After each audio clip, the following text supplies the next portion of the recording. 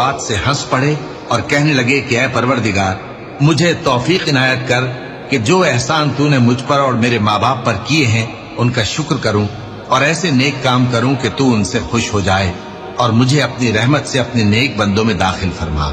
اور جب انہوں نے پرندوں کا جائزہ لیا تو کہنے لگے، کیا سبب ہے مجھے ہدہد نظر نہیں آتا؟ کیا کہیں غائب ہو گیا ہے؟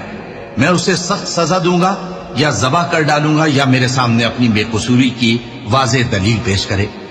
ابھی تھوڑی دیر ہوئی تھی کہ ہدہد آ موجود ہوا اور کہنے لگا کہ مجھے ایک ایسی چیز معلوم ہوئی ہے جس کی آپ کو خبر نہیں، اور میں آپ کے پاس ملک سبا سے ایک یقینی خبر لے کر آیا ہوں۔